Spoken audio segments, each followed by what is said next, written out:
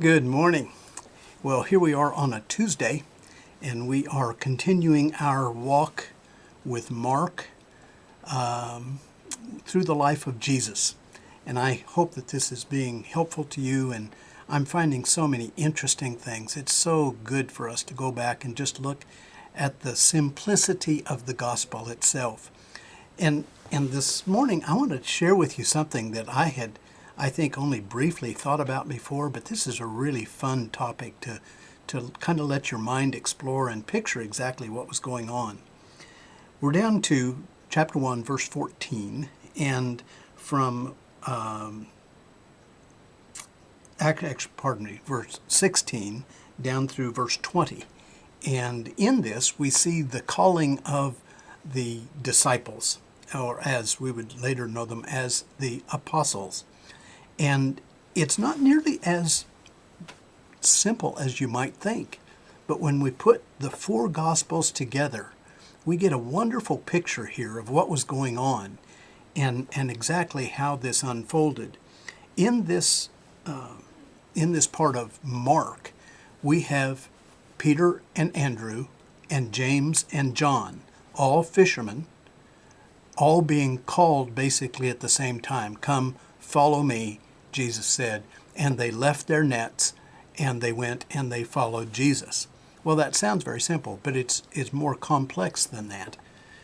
When we go back to Matthew, we start seeing some of the other details, and they were called, they were first made aware of Jesus before the time of that calling, evidently. In Matthew, we also have the calling of Peter, Andrew, James, and John. And then a little bit later, in Matthew 2 and in Mark 2 and in Matthew 9, we have the calling of Matthew, separate and apart from the calling of Peter, Andrew, James, and John. And so we have this picture of Jesus kind of going around and calling his disciples from various walks of life. We know Peter, Andrew, James, and John were fishermen. Matthew was a tax collector. But then we start to see even more detail come into this. When we get into Luke, we see the story about how they had been fishing.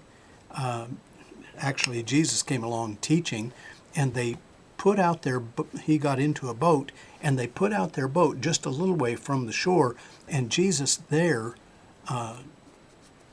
preached to the people. But before he had done that, he told them to cast their nets out. They'd been fishing all night, and they hadn't caught anything. And then he told them to cast out their nets, and they said, look, we've been fishing all night, and we haven't caught anything, but because you say to do this, we'll do it. And they cast out their net, and the net was so full they had to call for the other boat. There's Peter and Andrew in one, and James and John in another. They called for the other boat, and the two boats went out and pulled in this huge load of fish. And they were convinced then there was something going on that's really beyond the ordinary. These four, Peter, Andrew, James, and John, Luke tells us they were in partnership with one another. They were a part of the same business enterprise. And so we see this being the calling of the four again. And then again in Luke, a few verses later, down in verse 27 of chapter 5, we see Matthew called separately. Over in chapter 6, he had Jesus himself separated himself from the rest, from all of his followers, and he went up on the mountain and he prayed all night. And then when he came back, after a night of prayer, he chose the 12. So it wasn't, we don't have a recording of every calling of each of the apostles. But here we have this group calling from a larger group of people who evidently were already following Jesus around, and he chose his 12 from there. But then we get into the book of John, and we get a lot more detail. There was Andrew, who had seen John the Baptist preaching, and he saw when Jesus came and was baptized. And Andrew left and went and told his brother Peter, "We have found the Messiah." And so from that point on, evidently Andrew and John were identified as disciples of John the Baptist. And then that was in John 1:35. John 1:43 has the calling of Philip, a friend from Bethsaida, the home of Andrew and Peter. He also was a fisherman. And then Philip went and found Nathanael. And so we have so far Peter, Andrew, James, and John, Matthew, Philip, and Nathanael all called. So they go through the rest of Jesus' ministry, and they follow him, they learn from him, they are gaining in so many ways. But then Jesus was arrested. And we know that story, and we'll deal with that a lot later on in the book of Mark. But then Jesus was crucified, and he was put in a tomb, and it looked like the story was over. And then the resurrection occurred, and they were all together on the night of that resurrection. They were all together, all except Thomas, and they were all together, and Jesus came to them. And then a week later, Jesus appeared to them again, this time in the presence of Thomas. But by this time, all of the 12 had been exposed to Jesus, and they had been followers.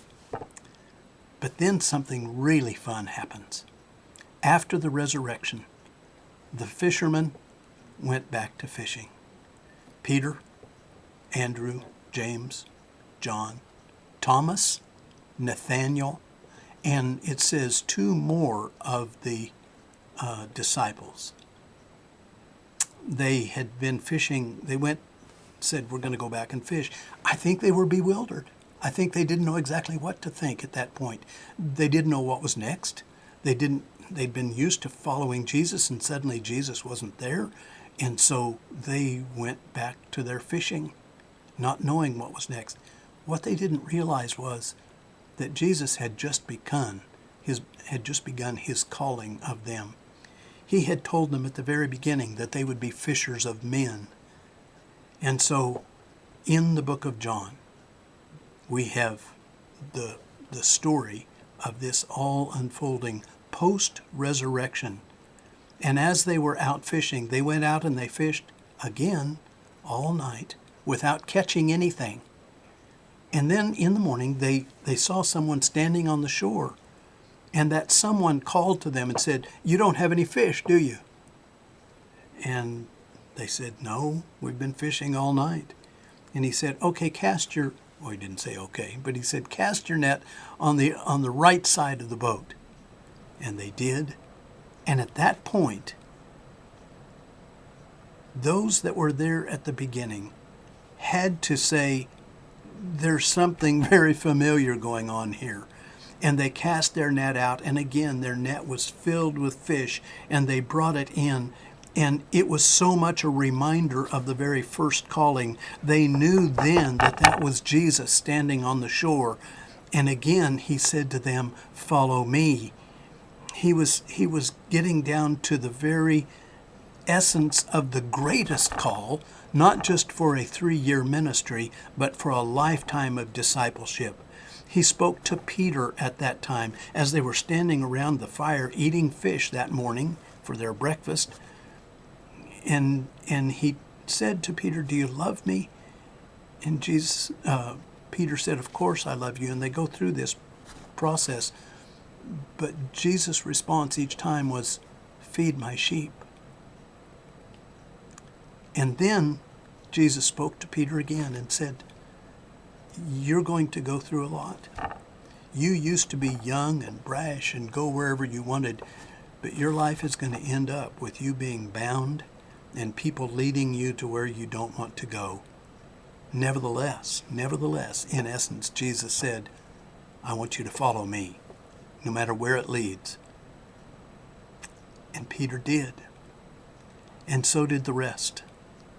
There was that one unfaithful apostle, Judas, who went away. But the calling here is the essence. Jesus came and called ordinary people from their various walks of life, and he called them to come and follow him. He was Messiah. He was God in the flesh, and he said, come follow me. And they did. He promised them that they would change the world, and they did. He called them, and he calls us. Jesus is still calling us. When we read in the Gospels, we read about him, and we have to walk away with the same kind of reaction that Andrew had. We've found the Messiah. We've found the one from God. This is God in the flesh. This is who we are all about. And so they followed him. And our invitation is to still follow him. I hope today you'll follow Jesus. Bye. They resound with God's own heart. Oh, let the ancient words impart. Words of life, words of hope.